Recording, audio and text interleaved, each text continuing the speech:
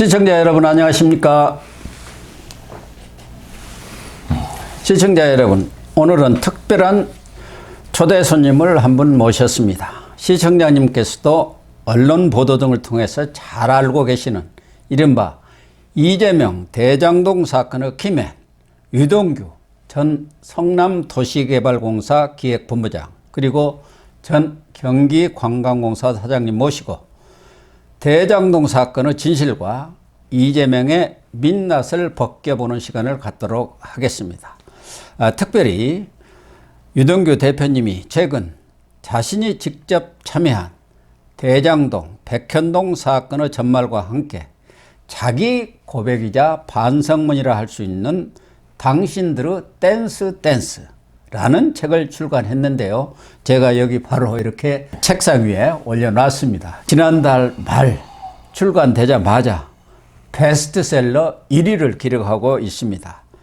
시청자분들께서도 한 권씩 구입하셔서 일독을 해 주시기를 권면해 드립니다. 유 대표님, 네. 예, 반갑습니다. 일요일도 이렇게 쉬지도 못하고 나오게 해서 미안하기도 하고 감사를 네, 드립니다. 초대해 주셔서 저도 감사합니다. 네. 우선 우리 시청자님들이 궁금하실 것 같아서 재지난해 10월에 출소를 하셨죠? 네. 석방이 돼가지고 네. 방송 출연 등 분주하게 보내시고 있는 것 같은데 네. 요즘 어떤 일을 주로 하고 계시는가요? 저는 뭐 요즘에 예. 방송 출연하고요. 예. 요즘에 이제 책 쓰고 네. 방송 출연하고 그다음에 이제 재판 열심히 다니고 제가 잠깐 개항에 출마했다가 예. 포기하고 나오고 했었습니다. 그런데 개항에 출마했을 때 많은 관심들을 모았어요. 네. 그래도 이동규 대표님이 거의 마지막까지 운동을 하시면서 이재명을 좀 골탕을 먹인다 할까, 애를 먹인 뒤에 원희룡 후보고 단일화를 선언하면서 막바지에 뭔가 이렇게 시너지를 내는 퍼포먼스라도 혹시 하시지 않겠나 했는데 좀 일찍 드롭을 하신 것 같습니다. 왜 그랬습니까? 네. 일단 이제 후보자 등록하기 전에, 그러니까 이제 본선 가기 전에 예비 후보 등록은 다 했었고요. 지금도 현재까지 아직 개항 주민입니다. 예. 그래서 이제 제가 이제 선거를 이제 할 텐데, 제가 이제 거기 갔더니 지난번에 제가 며칠 전에 강용석 씨하고 같이 방송했어요. 예. 갔더니 그 제2 강용석 아니냐고. 그래가지고 표 갈린다고 사람들이 좀 성화가 심했습니다. 아, 그랬습니까? 예, 그래서 표 갈린다 이런 게 좀 성화가 심하고 제가 이제 뭐 마지막에 한 2.6%까지 나왔는데, 네, 그러니까요. 5% 넘어야 이게 이제 제가 이제 방송 출연할 수 있는데. 그래 이제 제대로 될 텐데 제가 이제 방송만 출연하면 이재명은 넌 이제 죽었다. 예, 그렇게 되죠. 했었어요. 왜냐면 이제 정말 껍데기 벗기겠다 생각했는데 그 이재명이 얼마나 무식한지 자기 이제 그 방송은 아마 자기 지지자들도 볼 수밖에 없잖아요. 이재명이 나오니까. 그렇죠. 그러니까 이재명이 이제 우파 방송들 지지자들 안 보잖아요. 예. 그리고 이제 좌파들 이야기만 믿었을 텐데. 예. 제가 이제 그 방송 나와서 껍데기를 벗겨주면. 네, 그러니까요. 다들 그렇게 기대를 했죠. 그러니까 그거를 하려고 나갔는데 자꾸 저기 표 갈린다고 성화들이 심해요. 아, 그랬군요. 내 나름대로 노력하는 건데. 예, 그렇죠. 예, 게다가 이제 뭐가 또 있었냐면 이재명이 재판을 안 나오는 거예요. 재판을 안 나오면서 재판부가 이제 까다로워진 거예요. 예. 그래가지고 원래 제 재판은 제가 이제 뭐냐면 부인을 하면 원래 이제 재판 막 그러는데 인정하는 거면은 원래 이제 재판 분리도 해주고 하거든요. 예. 근데 이재명이 워낙 그 부인하면서도 재판을 안 나오니까 그 재판부 쪽에서 이제 아주 강력하게 이제 드라이브를 거는 상태였는데 거기에 또 제가 이제 같이 피해 본 거죠, 말하자면. 그러니까 저는 제 재판도 나가야 되고 이재명 재판까지 증인으로 출석해야 되는 거예요. 예. 그리고 제가 증인 다른 사람을 좀 세워주면 어떠냐. 증인은 많으니까. 제가 이재명 재판, 제 재판도 해야 되고, 저는 선거도 해야 되고, 제 재판도 해야 되고, 게다가 이재명 재판 증인까지 나가면 선거를 아예 하지 말라는 얘기인데. 그래가지고 제가 그거를 의견서를 냈더니, 그냥 재판부에서 바로 그냥 그걸 해버렸어요. 저 구인적 발부를.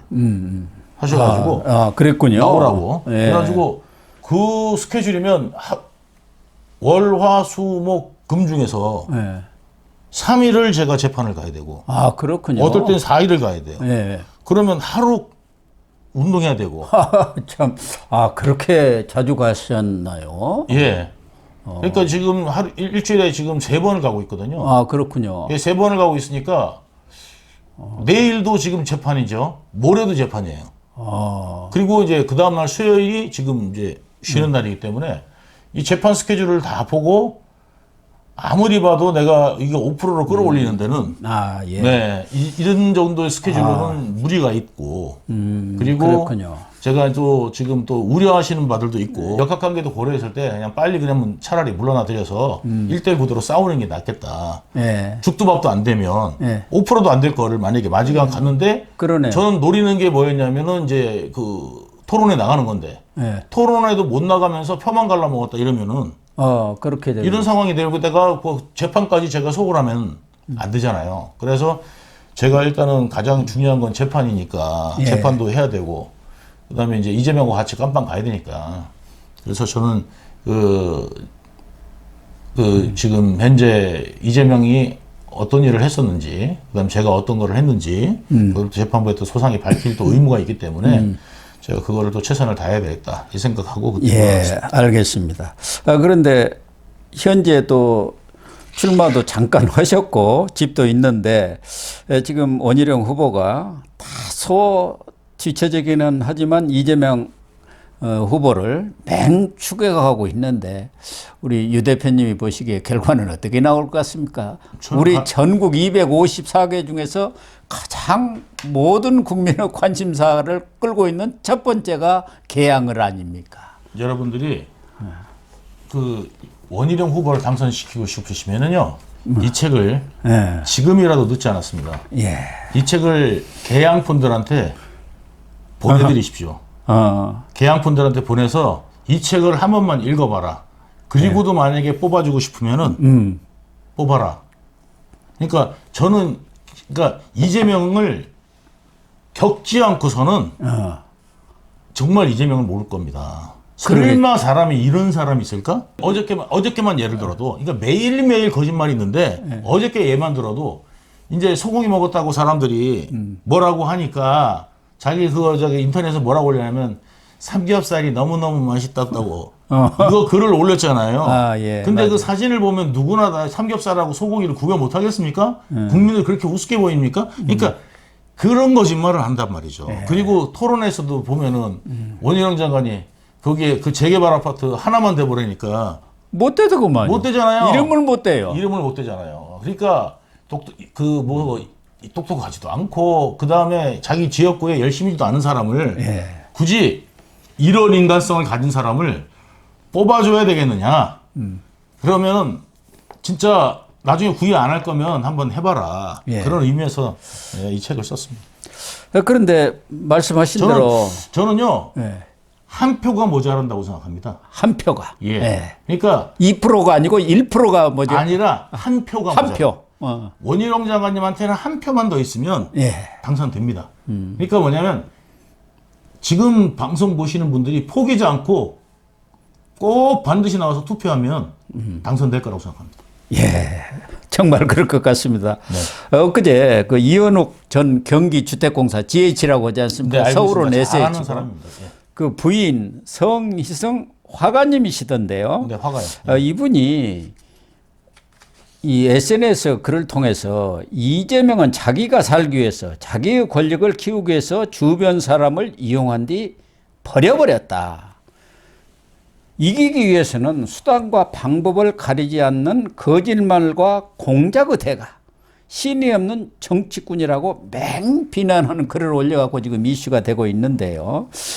정말 말씀하신 대로 우리 유 대표님이야말로 이재명과 거의 뭐 오랫동안 함께 고락을 같이 했는데 정말 그런 파렴치하고 이중인격자고 살모서 같은 모진 인간 맞습니까? 지금 제가 이거를 단편적으로 제가 살모서 갖고 모진 인간입니다라고 이야기하면은 여러분들이 믿음이 얼마나 가실지 모르겠습니다. 그래서 제가 오죽하면 지금 제 재판 기록이 20만 페이지거든요. 아, 예. 20만 페이지라서 이거를 웬만하면 변호사들도 이게 다 못 읽습니다. 어떻게 그걸 읽겠습니까? 예, 20만 페이지. 그걸 갖다가 이제 숙달할 정도로 해갖고 어디 뭐 있는지 다 찾아갖고 변호를 해야 되는데 이러면은 진짜 변호사비가 천정부지인데 제가 그거를 추린 게 바로 이 책 한 권입니다. 아, 그렇군요. 예. 아주 쉽게 이 대장동은 어떤 사건이고 그 다음에 이제 위례는 저기 그 백현동은 무슨 사건인지 예. 그 다음에 이재명이 이 밥만 먹으면 했던 말이 뭐냐면 자기는 부동산 투기 세력과 싸웠다 하는데 그 부동산 투기 세력 싸운 부동산 투기 세력은 도대체 어디 있는지 이재명은 밝혀주기 바랍니다. 뭐냐면 파크뷰 사건 뭐 이야기하고 하는데 그것도 뭐냐면 그 자기가 전 그 이대비 아니라 김병량 시장 같은 당 그것도 같은 당 소속인 김병량을 모함하기 위해서 만든 거지. 그렇죠. 끌어내리려고 하는 작전을 짠 거지. 자기가 그거 사건을 갖다가 해가지고 하고 투기 세력하고 싸워요. 진짜 투기 세력은 이재명이 승인을 내준 정바울이라는 백현동 사건입니다. 그거는 진짜 50m 옹벽을 대한민국에 존재하지도 않습니다. 그 50m 옹벽 아파트를 만들어가면서 허가내 준 게 바로 이재명입니다. 그렇대요. 예. 성남공항하고 일직선산에 있어가지고 그 산 위에다가 세울 수가 없으니까 그걸 까 내렸더구만요. 고도 땅을. 제한 때문에요. 고도 제한 때문에 땅을 까 내리니까 그러니까 옹벽이 쓸 수밖에 없더구만요. 맞습니다. 그 산 위에다가 지으면 이게 이제 그 보통 이제 좀 이렇게 약간 이제 계단식으로 하거든요. 보통 토목공사를. 그렇게 해야죠. 계단식으로 이렇게 해야 되는데 이게 등고차에 따라서 계단식으로 이렇게 보통 지어가지고 그런 아파트들 많잖아요. 그러면 이게 성남공항 때문에 얼마 짓지를 못해요. 그러니까 용적률을 갖다가 최대로 줬는데 그거를 찾아먹지를 못하는 거예요. 그러니까 이제 이 사람들이 뭐냐면 쳐낸 겁니다, 이 땅을. 그래서 지금 그 50m 옹벽이 생긴 건데. 정말 그 정바울이야말로 부동산 투기업자거든요.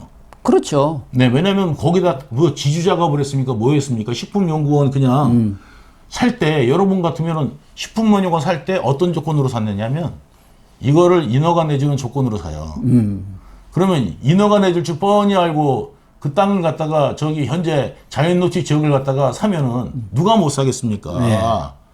그런 사람이야말로 진짜 그거고 그거 허가를 내주겠다고 9가지 조건을 세웠다가 정작 제일 중요한 도시공사 참여 그 다음에 본인도 맨날 공익을 위해서 어쩌고저쩌고 했는데 그 공익을 도시공사를 빼버린 게 이재명입니다. 빼버리고 원래는 임대아파트로 짓게 되어 있었던 거 아닙니까? 그거야말로 공익이죠. 그런데 그걸 분양아파트로 바꿔줬네. 분양아파트로 바꿔줬으니까 돈을 천문학적으로 벌 수밖에 없는 거 아닙니까? 그렇게 만들어준 겁니다. 그래서 지금 자기는 자기 말하고 상황이 다르고요. 그 다음에 혹시 뭐 김만배 씨는 옛날 기자 생활하실 때 들어보셨나요? 모르죠. 그런 머니투데이라든가 이런 사람들하고는 중앙의 유력 일간지들은 같이 안 놉니다. 물이 조금 달라요.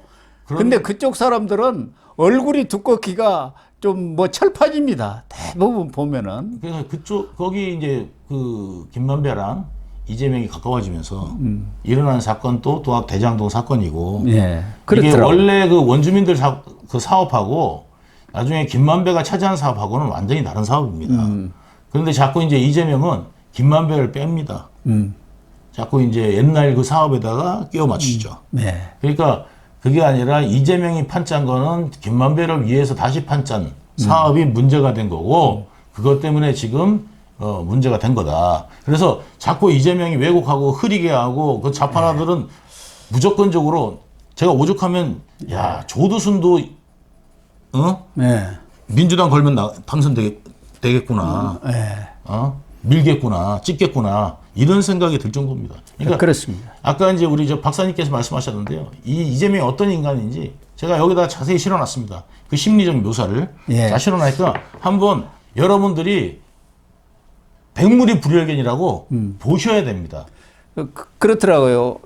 저도 다는 못 읽고 대충 중요한 것만 좀 읽어봤는데 우선 재미가 있더라고요. 재미가 있고 우리 유 대표님이 원래 성악을 전공하셨는데 예. 글을 좀 쓰는 솜씨가 상당한 것 같아요. 뭐 작가님이 조금 윤색을 해주시긴 해주셨는지 모르지만 네. 아주 글을 잘 쓰셨어요. 감동 있게.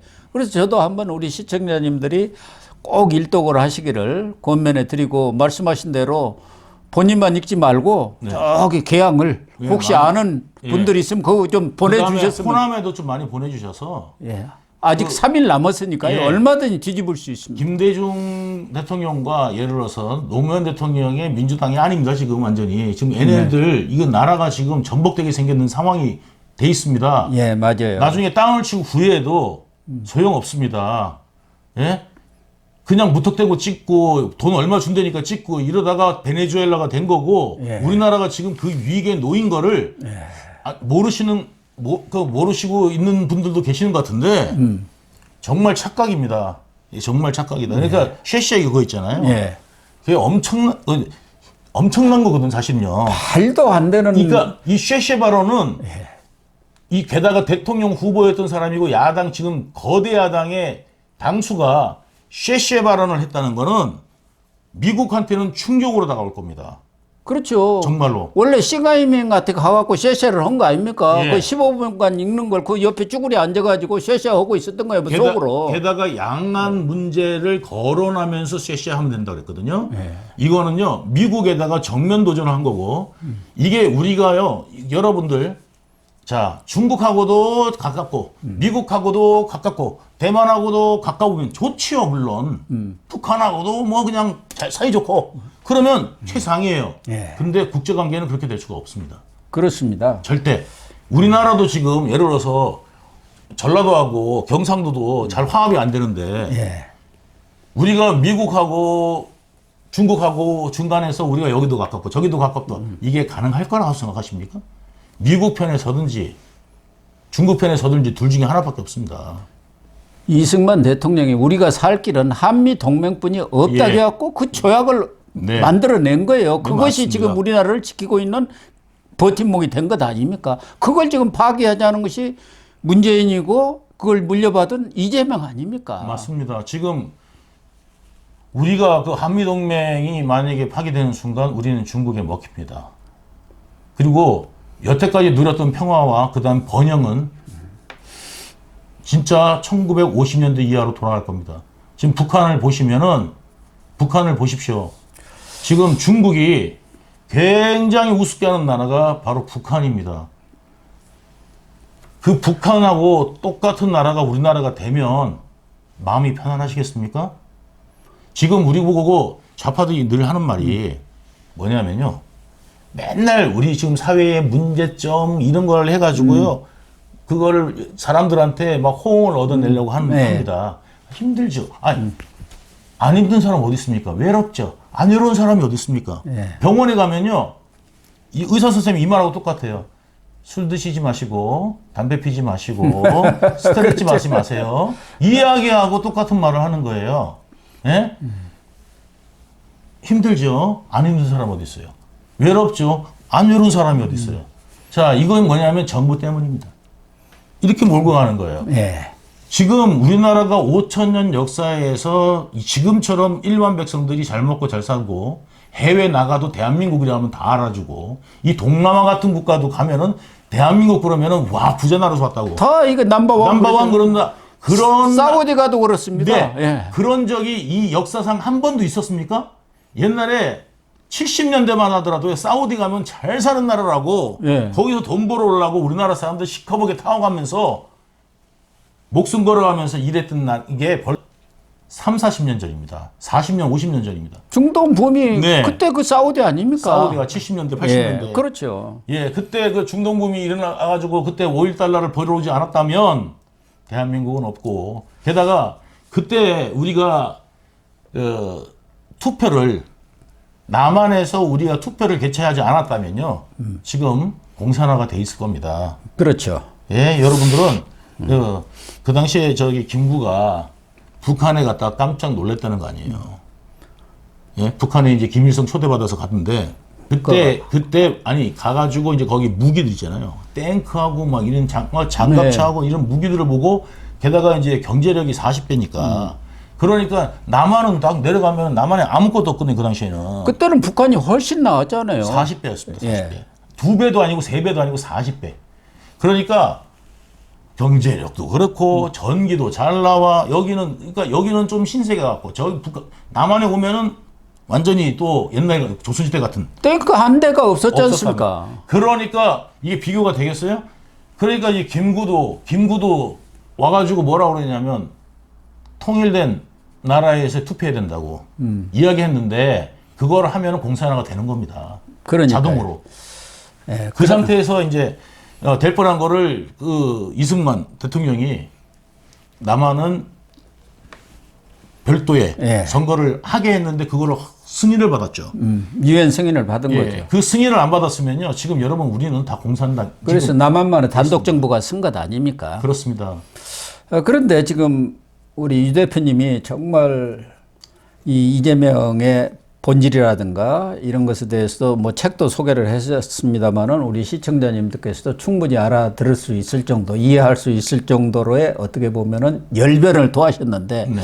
문제는 이번 총선이 정말 중요한 총선 아닙니까? 어떻게 보면은 보수와 진보가 정말 일생일대 대회전을 지금 벌이고 있는 상황인데 지금 전반적으로 돌아가는 이 판세를 보면은 이재명이 민주당이 최소한도 뭐 과반은 될지 안 될지는 모르지만 일당이 되는 그런 상황이 지금 벌어질 가능성이 가장 높아졌단 말이에요.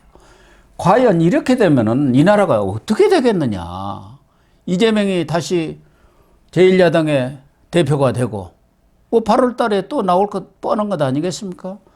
그 이후 우리 정치가 정말 암담한 것 아닌가 이런 생각이 들어서 우리 유 대표님이 보시는 총선 전망이랄까 총선 이후에 우리 정치가 어떻게 될 건지 그런 점에서 또 우리 시청자들에게 아직은 뭐 선택의 기간이 3일이 남아 있으니까 좀 생각을 좀 말씀해 주시죠. 여러분들이 겪었다시피 문재인 시대를 겪었습니다. 문재인 시대에 아무 문제가 없었다면 윤석열 정부는 탄생하지 않았을 겁니다. 예. 문재인 정권 때는 어땠습니까? 180의 거대 여당이 있었던 시기입니다. 거대 여당을 갖고 문재인은 정치를 했고, 그리고 이제 정권이 바뀌었습니다. 예. 그런데 거대 야당은 그대로 존재했습니다. 180석에. 그 180석의 거대 야당은 도대체 지난 2년 동안 무엇을 했습니까? 무엇을 했습니까? 잘 했습니까? 대한민국을 번영시켰습니까? 아니면 국민들을 편안하게 했습니까? 전부 다 자기 변명하기에 바쁜. 방탄하고 발목 잡는 것만 했죠. 방탄 발목 잡는 데만 2년을 허비해놓고 지금도 다시 거대 야당을 만들어줘야 나라가 된다고 주장하는 게 바로 이 뻔뻔한 민주당입니다. 여러분 이미 겪었는데도 불구하고 한 번 속으면 속인 사람이 문제가 있지만 두 번 속으면 속는 사람도 문제가 있는 겁니다. 그렇습니다. 같이 문제가 있는 겁니다. 예. 지금 민주당이 이야기하는 그것들이 지금 그 뭐 돈 나눠주고 어쩌고 우리나라는 이재명 말대로 이재명이 이런 말 했잖아요. 기축통화 만든다고. 예. 기축통화가 안 됩니다. 우리나라는. 예. 좀 진짜 했잖아요. 무식하게 이럴 데 없는 말이 바로 우리나라 기축통화? 어린 밤? 그럼 베네수엘라 기축통화 있으면 베네수엘라도 그렇게 안 됐겠죠. 제가 아까도 말씀드렸다시피 박사님 지금 미국이 우리나라가 쉐쉐하면서 중국하고 가까워지겠다고 그 다음에 양안 문제 신경 안 쓰겠다고 그러면 우리나라에서 자 우리는 대만에 신경 안 쓴다고 그랬어요. 그런데 우리나라의 전쟁이 터지면 미국이 와서 도와주겠습니까? 안 도와주죠. 그렇게 되면은. 안 도와줄 거 아닙니까? 네. 예전에 6.25 때 미국이 안 도와줬으면 우린 지금 공산당이에요. 예. 이재명은 그걸 하자는 거예요, 지금. 여러분. 이재명은 양안문 대신 우리 신경 안 써. 우리나라가 전쟁 나도 북한하고 우리나라 전쟁 나도 다른 사람들 신경 쓰지 마. 이 이야기를 하고 있는 거란 말입니다. 네. 역설적으로. 그러네요. 예? 그러니까 이재명 말 잘 들어봐야 됩니다. 그러면 북한하고 남한하고 붙으면 북한하고 남한만 붙습니까? 중국, 러시아가 도와줄 겁니다. 북한은 뒤에서. 근데 우리는 아무도 안 도와줍니다. 지금 있는 무기, 군수공장 다 불타가지고 없어질 겁니다. 그러면은 무기는 어디서 가져와야 됩니까? 외국에서 원조 받아와 일 수밖에 없어요.